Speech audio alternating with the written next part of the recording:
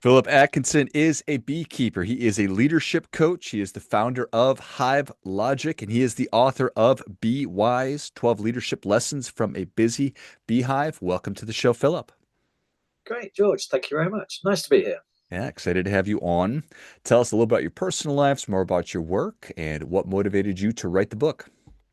Great, George. Thank you. Well, I'm based in Europe, and then it gets a bit more complicated. I work in Switzerland.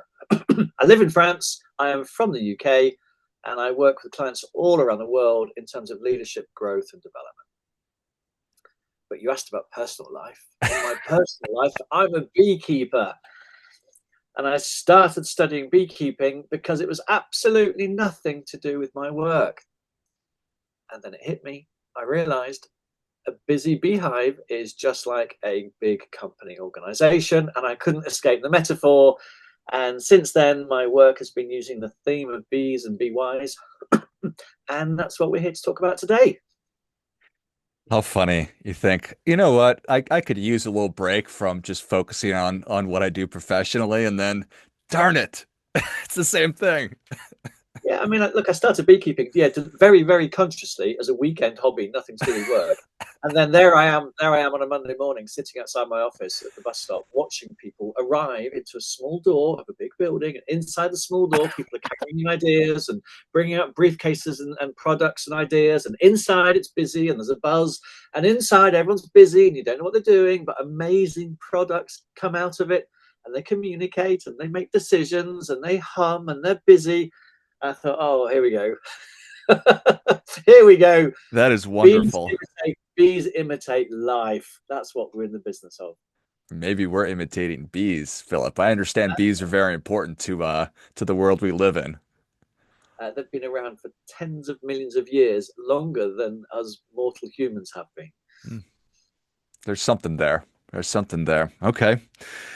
And I bet those metaphors just, I mean, it's so rich. I imagine. I can't, I mean, there's got to be hierarchies with bees, but it's also Yep. extremely collective. I mean, I don't just, did you just start kind of observing and thinking and journaling and just your wheels are always turning?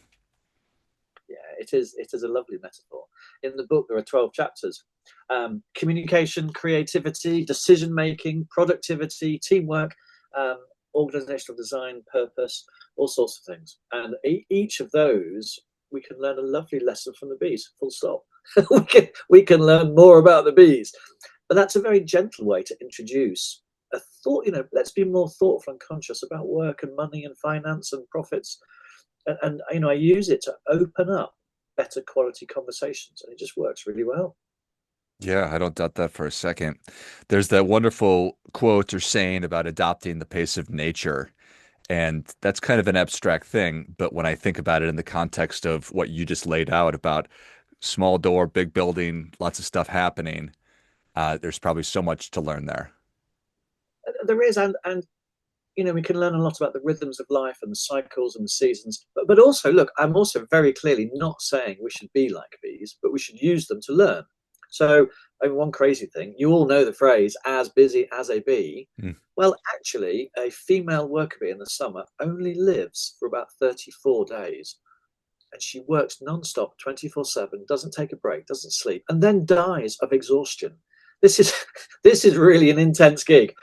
And then let's bring that straight into work. If you ask anyone at work what they're doing, the answer is often, I'm good, thanks, I am busy. And busy has become a badge of honor, and busy and rushing and meetings and conferences and travel and busy, busy, busy. A large part of the book is about no, no, no. Don't be busy doing the same old shit. Can we say that? Don't be busy doing the same old stuff. Don't just do the old stuff quicker and faster and with AI. It's not the right stuff necessarily. Also, slow down and pause and think and learn and notice what is happening in the system. What do your customers really need? What are your competitors doing? What are your clients saying? What are the team thinking about that they haven't yet had chance to speak up about? And it's really learning from the rhythm of nature in terms of letting things grow, letting things take seed, letting things germinate, letting ideas pollinate. Let's Let's be great leaders. Let's be great entrepreneurs. Let's run great businesses by actually doing stuff differently. And that takes a bit of time and thought. Yeah, there's no doubt about that. So the female worker bee lives for how many days? Well, it's very specific. It's about 34 days in summer. And just goes 24/7 and then she just dies, unfortunately. We don't want to do that. Do you want a crazy bee fact about their Yes. career? Yes. Right, here goes. Yeah, female worker bees hatch. And in their 34-day career, they do 7 completely different jobs. So when they are born, when they hatch, they become trained to become nurses. And for 3 or 4 days, they are trained by the older bees to become nurses, and they nurse the larvae just like they were a few days before. And then they do that job 100%. They throw themselves in completely. And then they stop, and then they train the bees that have just hatched to be nurses. And then they become trained to do the next job, which is to be builders. Nursing and building, two different things. Building is using their wax cells to make those beautiful hexagonal units that the eggs are laid in. And that carries on. They don't fly. They do 6 other jobs inside the hive, including security and looking after the queen and air conditioning. And they don't fly to pollinate flowers until the last few days of their life. And when, that's what we see. We see bees flying. That's their last job. It's like when they're experienced and skilled in everything else, they graduate to do that last job. And then they fly intensely. They fly intensely for 3 to 4 days, and then that's it. Time over. That is Isn't I think that that's so extraordinary. I mean, it's like well, it's almost like human retirement, right? We work and work and work, and then we finally hopefully get to do something good that we enjoy for a short amount of time, and then we die. Yeah, and I mean, in the chapter all about this in the book, we actually talk about learning, about skilling, about matrix management, and about just being curious and learning different skills and giving back and training people. I'm not recommending that's how we work as humans. I'm recommending that we are more conscious about gaining skills and growing and learning and continuously adding value to whatever hive you are in. And look after yourself. Take breaks. Take those holidays. Slow down. Connect with the family. Take your weekends. That's what we say. So everything that the bee does is certainly extremely purpose driven. There's not any fluff in that 34-day period. It is, we know collectively, I know individually, I accept and step into that role happily and I execute. That's right. Yeah. Yeah. But it's a constant upskilling. I'm learning new information that will make me more valuable at this stage or with this organization. So it's being thoughtful about all of that and happily going about your day. And I don't think that the bees are depressed. Well, we don't know that. We don't think so. No. But yeah, you're right. They are very purposeful. And if you now think of a hive as one living organism, there is a way of considering a hive of 50,000 bees as one macroorganism with lots of parts.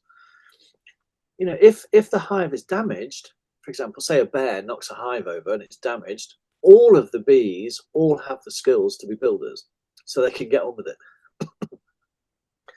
And then let's go back to work.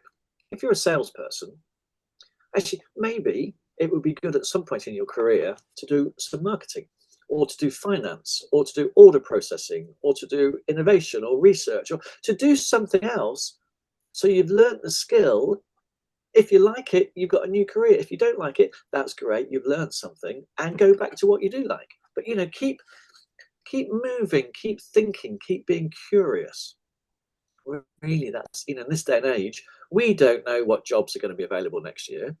But keep learning currently and follow your curiosity, follow your intuition, follow your heart. Try different things, experiment and play. So you're saying that bees are pretty agile, that can pivot when they need to. Well, yes. Agile is a new concept for us at work, but bees have been agile for tens of millions of years, very much, and they've been building the skills so that they can all crowdsource problems if necessary. It's great. It's lovely, lovely, lovely to get to know more about the bees. Yeah, I think that that's awesome. Bear comes by, knocks down the hive, 50,000 bees all become something different than maybe they were just seconds ago. Yep, they've all got the skills. It's like this fire drill that goes off and the bees get to work. And they probably do that happily too. Interesting. All right. So, in terms of starting and ending, you kind of talked about the lifespan of that one type of bee, but are there other nuances in that process? Yeah, I mean, I did stress that was in summer.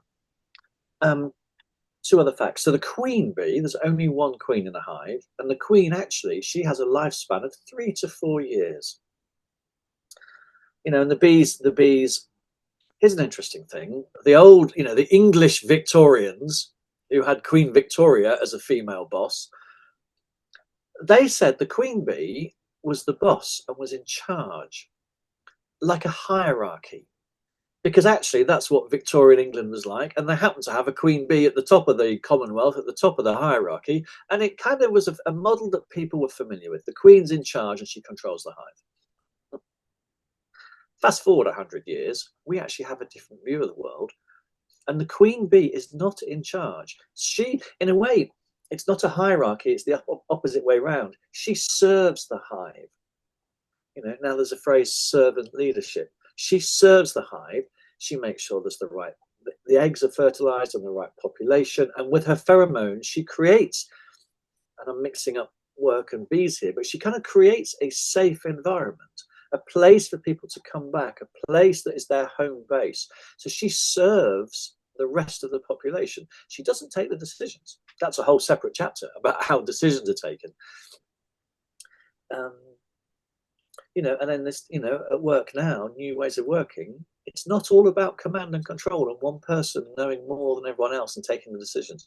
Oh no, we need to crowdsource different data and different models and different ways of working and hire brilliant people and let them be brilliant. That certainly requires it's a different, well, I don't there's probably a lot of leaders out there that embrace that, but there's probably a lot of those that are more that command and control and say, I'm in charge, you're going to do what I'm telling you. But certainly I think that we're coming around more to what you're talking about. In terms of like how does the queen become the queen? Is as soon as she's born, does she become the queen, or is she sort of matriculating up? Yeah, this is super interesting.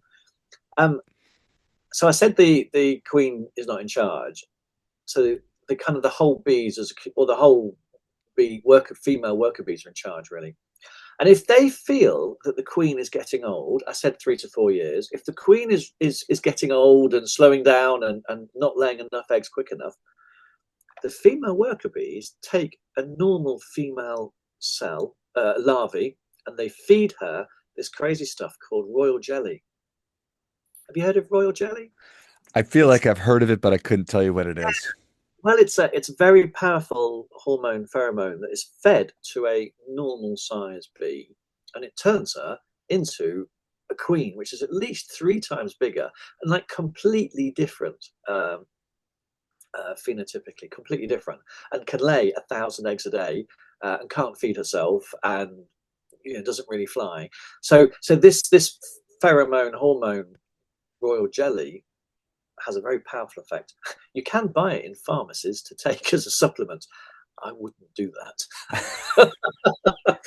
um, but that's so. But this is how bees kind of take decisions, and then they do create a new queen, and then the old queen and the new queen actually have to have a succession competition, and one of those, the new queen, might decide to leave to find a new home, and the other bees decide to go with her or not. And that's how a population doubles in size. That's how a single hive reproduces to two hives. Which That's a is decision-making process, which is another chapter. But let me just pause there.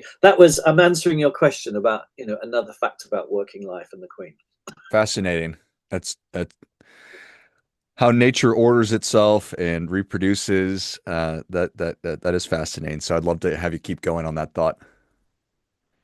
Well, in that case, let's talk about decision making. So the first thing at work is we take decisions all day long, and a leader and a team of leaders, a leadership team take decisions. But I want to be shed more light on different types of decisions that need to be taken differently. There are big decisions, there are small ones, there are fast ones, there are simple ones. So the first thing is to help leaders think about what type of decision are we about to take and how do we take it. A simple decision might just be delegated to one person. Fine, you decide where we're going for dinner tonight. It doesn't require a team of 10 to have that discussion. Well, you can, but it doesn't get you anywhere. Why don't we trust one person to take one decision? A decision like budgets or resourcing is a bigger decision that takes everyone's input, and you need to design the meeting accordingly. But if we start with the bees, when one queen is going to form it's called a swarm. It's leave to find a new home, and that's when they double. And they might have 50,000 bees that need to form consensus on a single decision. So this is a big complex decision. It is a life or death decision for the colony. And first of all, they send out scout bees, let's say 10 scout bees to go and look for 10 different sites to put a new home. And out of those 10 bees, they might find 5. And 5 bees come back and they go, we've got 5 bees. And they don't know what the other 4 are, but they tell their colleagues with a waggle dance what direction it is and what it is like. And the energy and the kind of passion they put into telling their story is the bee saying, this is how good I think it is. But at this point, you're collecting data. You can't make a decision, you're collecting data. So then you get other bees go and take a second opinion. So other bees will go to those 4 sites and then they come back. And then if there's more energy and more excitement, some more bees will go and take a third decision and come back. And very quickly, the bees agree on a single site. Now, 50,000 bees, they have trusted a small number, 20, 30, 40 bees, to collect facts, to look at the data, and to take a decision. And then when a decision is taken, all of the bees align behind one decision. So there were the scout bees, don't forget, who found other venues. And they don't fight. They say, look, we've looked at the data, we've looked at the facts, we've collected information, we are going to support the one decision. And then they go. But it's been done as a process. And it's very effective. And for 10 million years, it's been proven to be effective. And if we just come back to work again, there might be some very complicated decisions. Well, take the time to take those decisions properly. Who has an opinion? How do we collect data? How do we agree if we disagree? How do we take a decision? Is it by consensus or by consent? And if it's a big decision, spend some time thinking about the process first and then take a good decision. And then other ones, simple decisions, great. Let someone else take it, or delegate 2 people to research, or get someone else who has more data. Otherwise, we find in team meetings, everyone kicks the ball around to take the same decisions, whether they're small or big, and it doesn't make much use of our valuable, precious resources. Yeah, George, does that resonate with you? very much, very much. This all resonates. I think it's all fascinating. So what are your thoughts on how one can prepare oneself for for the future of work, artificial intelligence? The future of work, there's 2 things there. There's AI and there's a future of work. AI is brilliant. I think it's hugely important. And it requires good quality thinking first.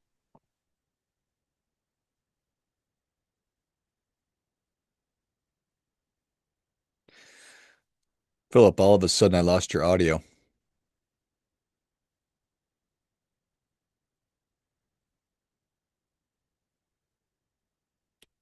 Decision and take that decision. And but sometimes it's back to the bees. It's like crowdsourcing. Let's ask the right people. Let's give them time to speak up. Google have done an amazing study about team decision making, and they said there's no point hiring brilliant people if they don't feel safe or have the room to speak up. So the role of a leader is to create the right safe environment for brilliant work to happen. The leader can't take all the decisions. The leader can't know everything. The leader can't be in charge of every detail. Hire great people and give them a safe space. Which seems pretty straightforward, but And requires them to be comfortable with themselves and their yeah, ego and yeah, there's a lot of work. Yes, you're right. There's a lot of work here. And we're not, actually, no, people aren't really taught to be leaders. You learn to be a leader by your role models from when you started work or from your dad or something, and maybe they're not the right models anymore. So it does require a lot of humility and curiosity and self-awareness to be brilliant, and that's what we help people with. yeah. How many years ago did you start beekeeping? About 15 now, I think. Got it. Yeah. And are you glad that you did? Well, actually, yes, George. And what I love is every day I learn. There's more to learn. So every day I am a beginner. It's a massive subject. I mean, I've loved writing the book, but I'm really humbled by people who are brilliant beekeepers because there's a lot to learn and be curious about. And, like being a good leader, it's about humility and not ego. It's about listening and learning and being curious and following your heart, really, Yeah, that's really well said. One more beekeeping question. How often do you get stung by bees? all the time. So being stung is just feedback. If I'm in a hurry, I'm trying to force a system and I get stung, and that's immediate feedback. I've got 4 kids, and it's the same with them, to be honest. Whereas if I slow down and I'm a bit more thoughtful and a bit more conscious, what's happening, what do the bees need, what's going on? If a storm is coming, I might not notice it yet, but the bees can sense it, and then the bees are tense and stressed. And if I take the lid off when the bees are stressed, I'll get Mm, stung. And if I just pause and look, I can see if they're stressed. I can hear if they're stressed because of the noise. And I can smell if they're stressed because they stop making honey and they make a very bitter propolis, which is a protein glue. So a lesson in life is just pause and slow down a bit and notice, and you won't get stung. adopt the pace of nature, Philip. Yeah, yeah, yeah. Well, I love it. I love it. I appreciate everything about this. I appreciate your work and the book, and I appreciate bees. I appreciate you coming on the show. So thank you very much. Where can people learn more about you? How can they engage? Where can they get their copy of Be Wise, 12 Leadership Lessons from a Busy Beehive? Great. It's available on Amazon and all bookstores is the first thing, as an ebook and a paperback. I have a website to learn more about the project, which is bewisebook.com. We're on Facebook and Instagram, bewisebook. My name is Philip Atkinson. My company is called Hive Logic, hive-logic.com. And I'm on LinkedIn. I'd love to talk to anyone who's interested to learn a little bit more about bees or a little bit more about leadership. Excellent. Well, if you enjoyed this as much as I did, show Philip your appreciation. Share today's show with a friend who also appreciates good ideas. Pick up your copy of Be Wise, 12 Leadership Lessons from a Busy Beehive on Amazon or wherever you buy your books. You can also go to bewisebook.com and then go to hive-logic.com to learn more about Philip's leadership consulting and see if there's an opportunity to work with him or bring him into your company. Thanks again, Philip. Great. Thank you very much. Till next time, remember, do your part by doing your best.